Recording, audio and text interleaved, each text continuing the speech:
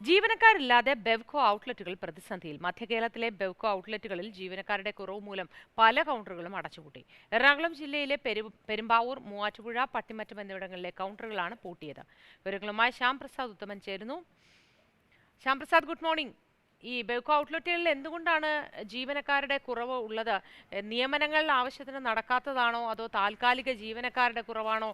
എന്താണ് കാരണം? ഈ പ്രതിസന്ധി എങ്ങനെ മറികടക്കാനാണ് വകുപ്പിന്റെ ഉദ്ദേശം? Modi, good morning. അതായത് ഈ സംസ്ഥാന സർക്കാരിനെ സംബന്ധിച്ചിടത്തോളം സംസ്ഥാന സർക്കാരിന് ഏറ്റവും കൂടുതൽ നികുതി ഇനത്തിൽ വരുമാനം ലഭിക്കുന്ന മേഖലയാണ് ബെവ്കോ മേഖല. ആ മേഖലയിലാണ് ഇത്തരത്തിൽ വലിയ ഒരു പ്രതിസന്ധി നേരിടുന്നത്.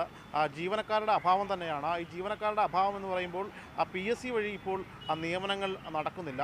കൂടാതെ താൽക്കാലിക ജീവനക്കാരെ എടുത്തിരുന്നുവെങ്കിലും ഈ താൽക്കാലിക ജീവനക്കാരുടെ കാലാവധി കഴിഞ്ഞു.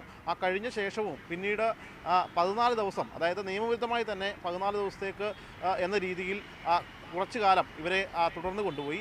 അതിനുശേഷവും ജീവനക്കാരെ എടുക്കാൻ പറ്റാത്ത ഒരു സാഹചര്യമാണ് നിലവിൽ ബെവ്കോയ്ക്ക് ഉള്ളത്. ഇപ്പോൾ ഈ സെൻട്രൽ സോൺ കണക്കാക്കുകയാണെങ്കിൽ തന്നെ ഇവിടെ തന്നെ 4 വെയർഹൗസുകളുണ്ട്. അതോടൊപ്പം തന്നെ ഈ 44ഓളം ഔട്ട്ലെറ്റുകളുണ്ട്, 30 പ്രീമിയം കൗണ്ടറുകളുണ്ട്. ഈ ഇടങ്ങളിലെല്ലാം പ്രീമിയം കൗണ്ടറുകൾ ഏകദേശം കൂട്ടിക്കൊണ്ടിരിക്കുന്ന ഒരു സാഹചര്യമാണുള്ളത്.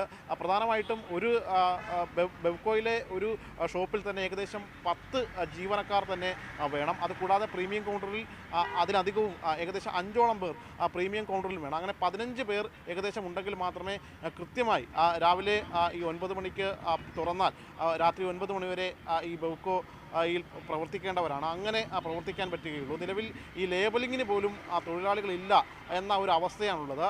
ഈ ബെവ്കോയുടെ ഔട്ട്ലെറ്റിൻ്റെ ലൈസൻസിനോട് ചേർന്ന് തന്നെയാണ് പ്രീമിയം കൗണ്ടറുകൾ പ്രവർത്തിക്കുന്നത്.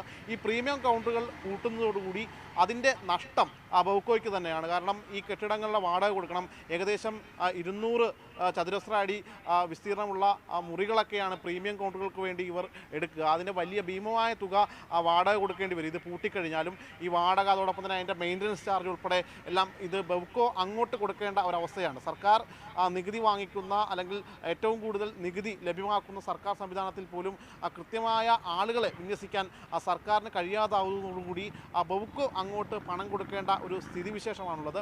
അത് ബെവ്കോയ്ക്കും വലിയ നഷ്ടമാണ്. ഇതിൽ പ്രധാനപ്പെട്ട ഒരു കാര്യം, ഈ ഉദ്യോഗസ്ഥർ, അതായത് ഓരോ ഈ ബെവ്കോയ്ക്കും മാനേജർമാരുണ്ട്, അസിസ്റ്റൻറ്റ് മാനേജർമാരുണ്ട്. എന്നാൽ നിലവിൽ പല ബെവ്കോകളുടെയും ചുമതല ഇപ്പോൾ ക്ലർക്കുമാർക്കും മറ്റുമൊക്കെയാണ്. കാരണം ഈ അസിസ്റ്റൻറ്റ് മാനേജർമാർ രാഷ്ട്രീയ സ്വാധീനം ഉൾപ്പെടെ ഉപയോഗപ്പെടുത്തി അവർക്ക് ഇഷ്ടമുള്ള ജില്ലകളിലേക്ക് പോവുകയാണ്.